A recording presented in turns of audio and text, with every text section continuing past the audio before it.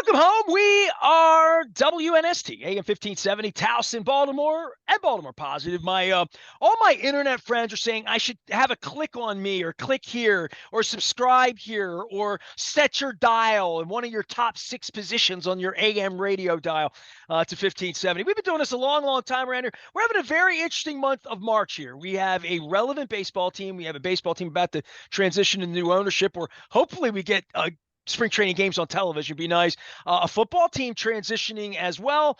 And, if you're in the tax space, transitioning toward, oh my God, April 15th, it's right around the corner. Leonard Raskin joins us now. I'm wearing my Raskin Global shirt here as I do. You can go to RaskinGlobal.com and learn about all that he does. A lot of times, we talk about yesterday's football game or tonight's baseball game or last night's hockey game or Ovechkin or how Ovechkin looks like John Angelos based on what I saw over the weekend or resembling each other.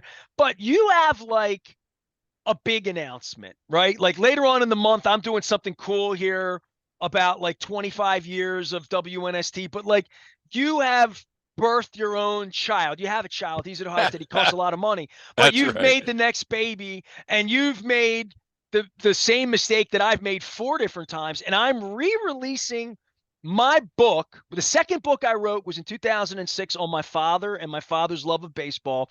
I'm releasing that on Tuesday, March 5th, my dad's birthday, March 5th. It would have been 105 years old. So I'm re-releasing the book on my father's love of baseball and how WNST got built. It's 18 years old, Leonard, since I did Free the Birds. Wow. And now all of a sudden I They're find free. out you too are an auteur. Hey, you got to do it.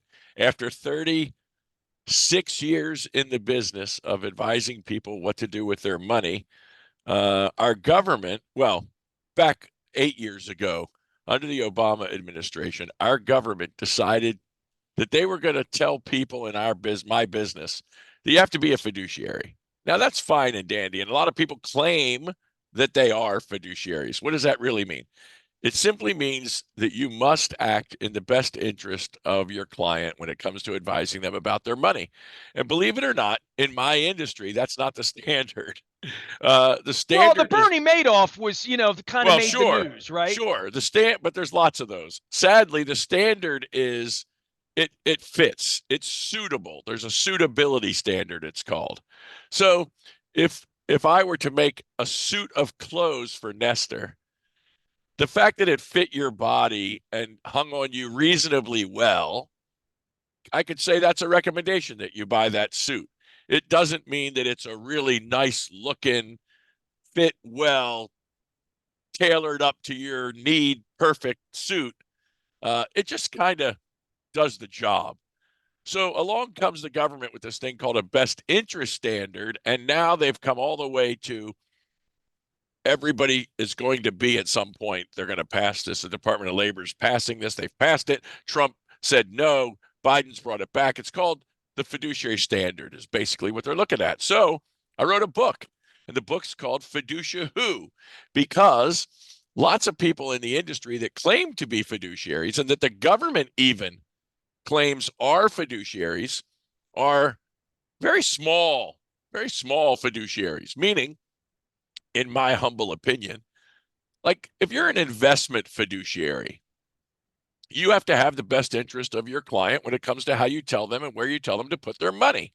That's fabulous. Okay. So you're a fiduciary because you don't earn commission.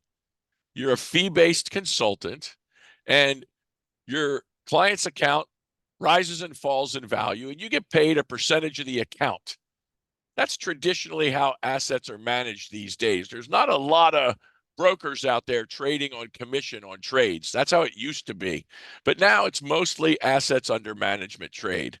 I always thought it was weird that a guy could take my money, lose my money, and still get paid. Yeah, but that's, you hope that's not going to happen. But it happened a lot more when people were trading accounts and there were commissions on trades than when it's an asset-based account, because you hope the asset manager and you have the same goal, which is to grow the account, because if it grows, they're going to get more. Okay, because it's a percentage of assets and they're going to get more money as the account grows. That's what you want. And you want them to watch that account, manage that account, supervise that account. But here's the point of the book. That is an investment fiduciary. that person who's managing assets almost never asks the investor about titling relative to their estate plan, about insurance protections, and is licensed and understands the nuances of how to protect someone from whether it be a car accident, a home liability claim, a disability claim, a sickness, life insurance. I don't have to tell you, you know all too well. Your wife, had a tough battle twice. If we had talked 15, and when did she first get sick? It was 10 years ago next week. 10 years ago. So if we had talked 15 years ago and I had advised you in your wealth planning that part of that was to make sure you had sufficient life insurance, that if something happened and you had a premature death, that your family wouldn't be financially wiped out, you could have said okay or not, and that recommendation could have been implemented or not. But today, with a history of what she battled and how she battled it, you would agree, and I would tell you, it's going to be damn near impossible for her to get life insurance post her illnesses. And if she did, the cost of said opportunity would not be what you hear on the radio, $1 million life insurance for a penny a day or $1 a day, because that's for people that have never been to a doctor in their life and don't have any health issues and are super healthy, not for somebody who's battled cancer twice. So an investment fiduciary is wonderful if all you want to deal with is your investments. But if you want somebody that's going to deal with the entirety of your financial being, from insurance to wills. To your point, the suit doesn't fit everybody. And what is suitable for Steve Bisciotti's portfolio is not suitable for you or me. But even that, though, is just an investment discussion. With Steve Bisciotti, I'd be discussing the same things. We'd be talking about his insurance. We'd be talking about his estate plan. We'd be talking about his charitable concerns. We'd be talking about the investments. My point is simply this. The book is about that a fiduciary is much bigger than just an investment fiduciary. And I know lots of great people that give great investment advice. The thing is, the government calls them a fiduciary. Well, the government doesn't think people that sell insurance are fiduciaries because they earn a commission. And that's tragic, because it's not about how you get paid that makes you a fiduciary. It's the work you do that makes you a fiduciary. So I wrote the book called FiduciWho. It's now available on Amazon for anyone who wants to buy it and understand a little more about what we do, how we do it, and what our philosophy is, to get out of my head and onto paper forever what that's about and what my beliefs are, and how we do this thing called financial advice in a different manner that too few people do well. Well, I was going to say, like, when I got to know you a little bit, I was like, now tell me exactly. So what is your elevator speech for someone? They go to Raskin Global, but, you and I talk a lot of football, a lot of baseball. Yeah, we sit around about sports and life and music and Lord knows the city, what politics, whatever Absolutely. we talk about. But, like, the basic elevator speech is that you are different than my Merrill Lynch guy. Absolutely. We could be, part of what we do could be your Merrill Lynch guy, but first and foremost, we are a fee-based firm that charges for the wisdom we have of how to handle your money in its best capacity to give you the life you want.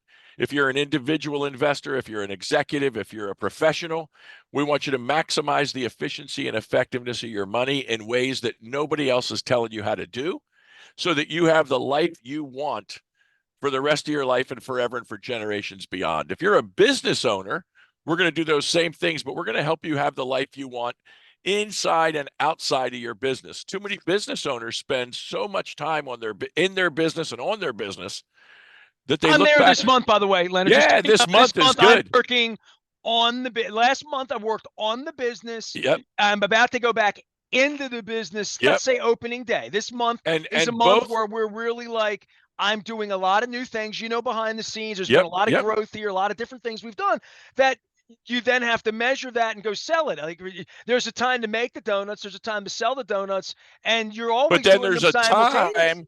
But then there's a time to measure.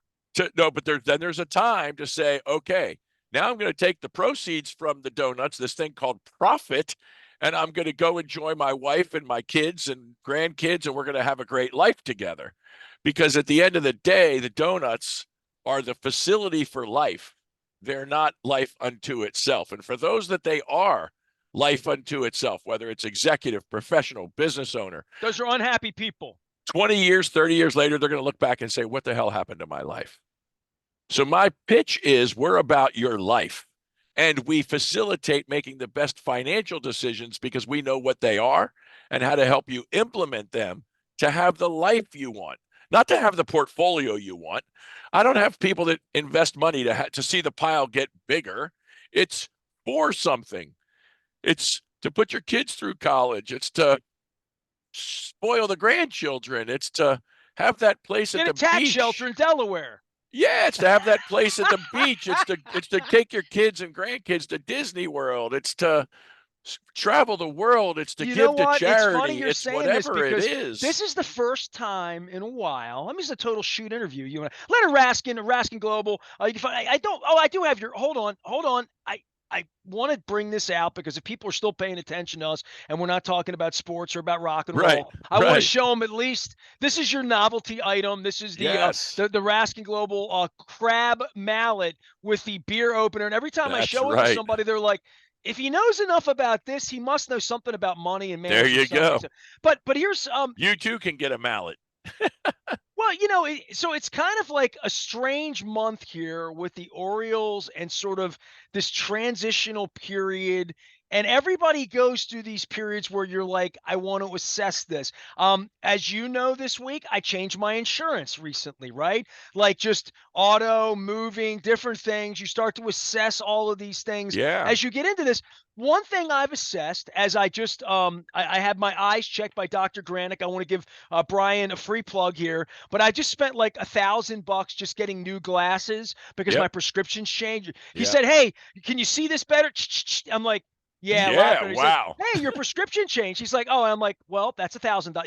There you go. I Right, need 40 right. pairs of glasses for reading this, that, That's right. backup, spares, right?" Yep, yep. So like all of a sudden, I look up. And so we're playing total shoot interview here. Luke and I are considering going down to Florida and doing some spring training in a couple of weeks. Yep, Not considering, I think we're going to do it. We're not broadcasting from there, but we're trying to like sort of figure out some reason. The owners' meetings are in Florida. sure. Mickey Mouse is there. I Right, have a nice belt buckle to right. wear. Um, so other than that, and because of this Chad Steele situation and just where I am in life with our cat and whatever, it's the first time in 25 years I don't have a companion pass on Southwest Airlines because I didn't fly a lot last year Right, because I'm right. just working on the business and my wife's been going to Paris with her sister. Her sister has MS. They're traveling the world. They're hiking. They went to Germany. So like I don't have a trip on my calendar that's pleasure based or even like to Right. see a concert, Sammy Hagar, the Black Crows, or anything like that. And I said to Jen, I'm like, you know what? I'm sort of at peace right now with the fact that I'm just sort of measuring. And the next time I hit click on a flight to Europe or a flight here or someplace where I'm going to run around in a bathing suit at my age for a week, I want to be sure that I want to do it. I want to like be, and I'm not into that right now. I'm into like getting my work done and Yeah, get ready for opening day. I'm really, really excited about this new baseball ownership in a way that I don't know that I ever thought I could be. You know what I mean? Like the sort of, hey, maybe this is going to be a lot of fun again. And here's wouldn't it be hoping. fun if it was fun again? But for me, I don't have that next thing. And I said to Jen, why don't you go on safari? You got some money. She said she just got a bonus and this and that. I said, why don't you and Niels go do the thing you want to do? And she's like, well, why don't you go chase the Northern Lights? And I'm like, well, it's cold there and I'm not thinking Yeah. about that right Well, now. that's when you see So, them. it is that decision-making time where Yep, you're like, I'm going to spend a lot of money on a boat, a house, that you kind of want.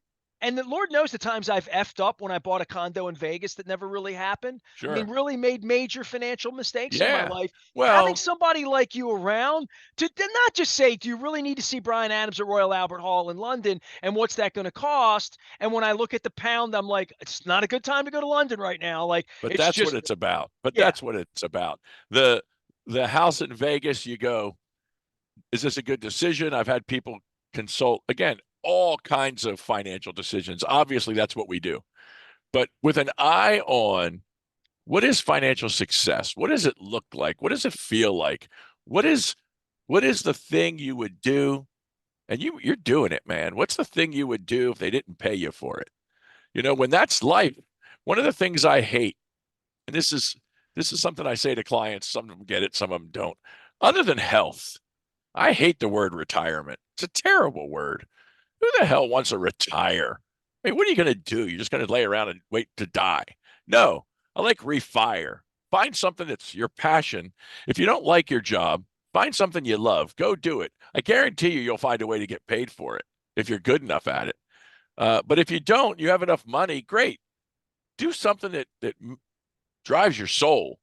That's what it's all about. And so the book is really about that. It's about how to have, how to grow, how to protect, but mostly how to enjoy your wealth, and then how to transfer it, how to do your estate plan properly. So, the place in Vegas is a big financial decision. The trip to see Bryan Adams in London is just a life decision. You don't measure lost opportunity So costs what on you would those say kind to of things. Jen is, if you knew her portfolio, let's pretend that you did, Yep. and you said, 51 years old, you've almost died twice. You and your sister want to do this thing where you go look at giraffes and run around in Oprah's Do it. shack out there. Do As it. long as you don't get malaria, and Get your you've seen all your shots. friends go, get the shots, put Go. Niels on a plane, get his ass down there, meet him in Johannesburg, and Do it. get out to It's a Kruger. long You flight. gotta go. 20 some no, hours. don't wet blanket this now. No, Come it's on now. just you got to have a lay flat seat. That's all. You can't go and coach. Well, she might be able to go and coach. She might be more comfortable. I can't go and coach. It would kill me. I need a lay flat for that flight. But other than that, just do it. Do it. You got enough miles, points, use them. That's what it's for. There you go. All right. See, Gather up the miles. So you're not, some people think like, I'm going to bring Leonard in and he's going to be like pain in the ass on my budget. He's going to tell me. He's going to tell me not to have any spend fun. my money. I can't spend my money. See, this is the thing. A lot of advisors would do that. They would want you to keep all your money in the account because that's how they get paid. That's an amazing, about life. That's a pretty basic fundamental thing you just said there.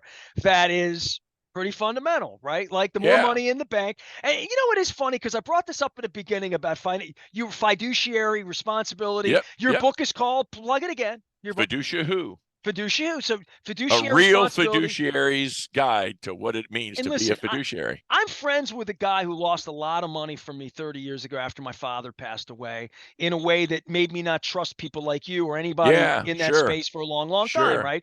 So, and that'll be in the next book, not the book I'm releasing about my dad baseball this week. That'll be in the book before I die, of life's lessons. That's right. Along the way. But there is a point where, like, I saw Jeffrey Levitt. You put your money in the bank, right? And it's just Jeffrey Levitt was on it. Is on the cover of the American. When they put the News American out of business and stripped up Goodbye Baltimore, Jeffrey Levitt was the lead story. His pictures on the last So Long Baltimore, right? Literally. So we're talking about 1980. And like 40 years later, my father, I did that food bank thing a couple weeks ago. My father stood in soup lines, never voted for a Republican the rest of his life after Herbert Hoover. Yeah. Chicken in every pot. My dad stood in the soup line. That's why my dad died in 1992. But and my dad didn't dislike Reagan. My dad didn't even dislike Nixon, but my dad loved Kennedy and he loved FDR. But the notion that you don't forget those sort of seminal moments of fiduciary trust. And I think you can't trust a bank, Old Court Bank. You can't trust Bernie Madoff, because look what happens there. You can't put things under the, your mattress. Well, it's funny you say that, because it's funny you invoke Reagan in this. I'll just bring up one of his most famous quotes, about Russia was, trust but verify. Now, we reverse that in our world. Our premise is verify, then trust. So you talk about the bank, you talk about Madoff. You got to verify. You got to know what you're doing first, and then you can trust. if you trust first, you can often be burned. So you better know what you're doing. And here's what I know: the cost of doing this by yourself or with an amateur is way more expensive than the cost of paying a professional. Yeah, well, I mean, I needed advice on insurance last week. I text you, you text me 5 minutes. I gave it to you. You're like, you might want to get a little bit more. It's only going to cost $18 more a month. And I'm like, oh, okay, that's the best advice. It's what I'm paying you to give me that advice. That's right. And I tell you what, if the ish hits the fan and some jackwagon in one of these motorbikes that's running around in one of these Yep. these bike gangs that hits me Yep. Takes you out. and takes Knocks me you out, out. what the advice you gave me was protect yourself from that sort of thing. That's right. Are Insurance these is to people doing protect 95 you. miles an hour on 695? That's right. And they're clearly racing on a Sunday afternoon. Yep. And I'm just out Insurance is trying to to like protect get some free you from the cookies. catastrophe you can't afford to lose. And the insurance agents don't often tell you what's in your best interest, because too often they work for the insurance company. And when they work for the insurance company tells them what to tell you. I tell you what you should have, want to have, how to protect yourself, and then you go to them and buy it. It's a beautiful combination. But you got to verify, and then you can trust. And that's what it's all about. And no matter who's giving you the advice, that's what you want to make sure of. So you don't get horrible advice, and then you don't put your money under the mattress because you can't trust on who it is that you're working with. All right. So anybody out there that's watching this, I'm just verifying and trusting FiduciWho, what a real fiduciary will tell you about how to protect, grow, enjoy, and transfer your wealth. This is like a regular segment, Leonard, that I'm doing like with an author when I put Rick Emmett's book up and talk about his book, Ready to Transform Your Wealth into a Lasting Legacy. Imagine a future where your wealth is not just growing, but thriving under your control. Leonard P. I didn't know your middle initials P. What's a P stand for? You got to give it a guess, one guess, and then we'll go from there. Peter. Paul, the other one. Damn you! I was going to say it's Peter or Paul. And here's a good one for you. You know? Here's a good one for you for knowing me as long as you have, and what we do every week. The initials, right? LPR. The family and friends that know me well say that stands for long playing record, because once I start, I can't say hello in 10 minutes. So yeah, that's all right. Well, we got off the phone with insurance. FiduciWho is available. You just click on Amazon. You can go to Raskin Global. You can go to Baltimore Positive. Leonard's always around here. We usually talk about hockey or football, which we'll get back to that next week and Absolutely. everything. It really is. It's sort of a slow time right now. I'm looking at the baseball schedule and saying, oh, they're playing in Pittsburgh. I could do that. Or they're playing in Cincinnati. I could. Yeah. So like, I'm just chilling out, waiting it out. The Ravens are waiting it out. And I'm literally, much like you, we like all of us who are entrepreneurs, building a better company right now. Like literally, I'm really proud of Baltimore Positive in 25 years and the 25 stories of glory and this Cup of Super Bowl and all the stuff we've done. I'm ready to, like you, grow again. That's it. So that's what it's all about. Let's do it. All right. And Mount Washington Pediatric Hospital Golf Tournament. Plug that. You got to do that. June 3rd. We're going to be out there. Different place, right? You're going to Hillendale? Hillendale. Yeah. I understand it's a beautiful place. Never been for the golf, been for dinner, never been for the golf. I'll drive the beer truck. You know me. I serve good beer and water and hydration. I'll be a hydration specialist. There you go. On June 3rd. Good title. Leonard Raskin can be found at RaskinGlobal.com. His book can be found out on the interwebs. He will sign them, take pictures. He'll even do that picture thing where you have the ring and you put your finger, you put your thing. That was always the columnist thing when you wanted to be a columnist at the paper too. You always had to get that thinker picture. That thinker picture. I like that. Yeah. That's what you got to have. You got to have the thinker picture. I'm just thinking about like seeing Bryan Adams next week, just trying to find a couple of concerts I could go before Mick and Keith don't do it anymore. I am Nestor. I'm still doing it 25 years into this. We are WNST AM 1570. Towson, Baltimore. We never stop talking Baltimore Positive.